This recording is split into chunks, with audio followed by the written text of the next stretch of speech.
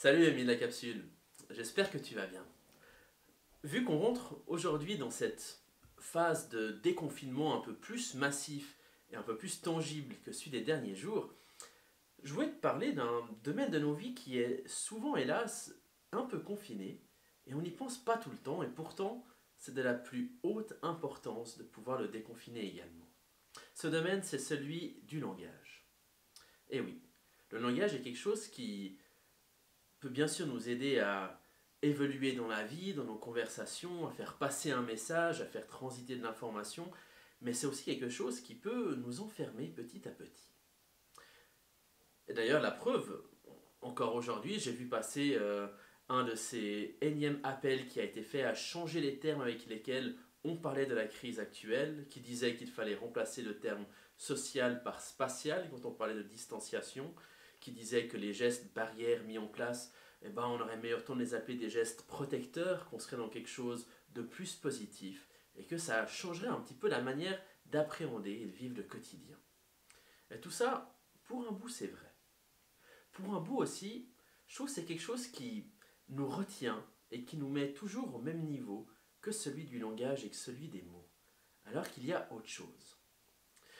Le grand poète Hölderlin disait que nous cheminons vers le sens à mesure que nous habitons la terre en poète. Et bon, moi je dois avouer que j'aime beaucoup la poésie et je crois que ce que j'aime dans la poésie, c'est justement qu'elle a cette capacité à nous faire dépasser le langage pour pouvoir voir qu'est-ce qu'il y a comme sens qui s'articule à nos vies dans l'instant et vers l'avenir. Et moi, il y a un bouquin qui parle de poésie que j'aime énormément et je voulais t'en partager quelques mots. Ce bouquin, c'est un bouquin de Jean-Pierre Siméon qui s'appelle La poésie sauvera le monde. Et là, il définit un bout de la poésie, ou en tout cas sa fonction, et voici ce qu'il nous dit. La poésie naît du pressentiment que toute vue des choses, toute nomination, tout concept, toute définition, pour indispensable qu'il soit, tendent à clore le réel et à en limiter la compréhension. Tout poème est un démenti à la donnée immédiate et objective, puisqu'il se donne pour fonction de rendre sensible, donc perceptible, ce que l'évidence obnubile. Dans cette phrase, moi j'aime beaucoup cette idée que la poésie a cette conscience, la poésie est cette conscience, que le langage, que ce qui nomme, va toujours enfermer quelque chose du réel, mais ne l'est pas complètement. C'est pour ça qu'on peut se permettre de nommer les choses autrement, même si c'est la même chose, et que cette manière de nommer aura un effet différent. Mais moi je trouve que la poésie nous invite à aller un pas plus loin que ce niveau-là, et nous dire justement qu'on doit habiter cette terre en poète, qu'on doit justement trouver une manière de se situer dans le réel qui nous permet de toujours être libre, quel que soit le langage. Et ça d'ailleurs, c'est un petit exercice, peut-être un petit entraînement spirituel que je peux proposer, qui est de réfléchir à quels sont ces mots qui nous énervent.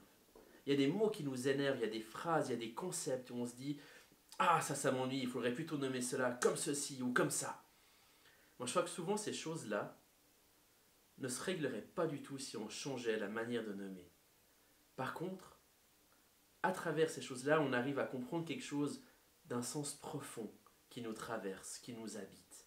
D'un sens profond qui est en fait la direction qui nous mène vers le sens où nous voulons cheminer. Et quand on arrive à avoir conscience que le langage nous aide à trouver cette chose profonde, alors on peut habiter la terre en poète.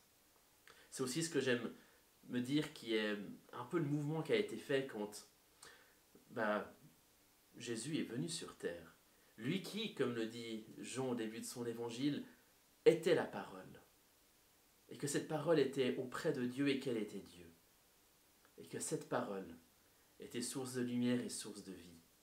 Je crois que c'est une manière de nous inviter à dépasser le langage pour réussir à trouver ce qui est véritablement parole, ce qui véritablement est une impulsion de mise en route et qui nous offre du sens. Alors, ami de la capsule, si tu as envie de partager une ou deux choses qui peut-être t'énervent, des formules toutes faites, des mots qui te font un petit peu hérisser les poils, et te dire, mais tiens, qu'est-ce qu'il y a derrière ce mot qui en fait nourrit une quête de sens et qui pourrait m'aider à habiter sur cette terre on peut être. Et ça, c'est une manière de se déconfiner aussi du langage et de cheminer un peu plus vers la liberté. Alors moi, je me réjouis beaucoup de te lire, et puis si jamais, on se retrouvera la semaine prochaine. Salut! Pom, pom, pom, pom, pom, pom, pom.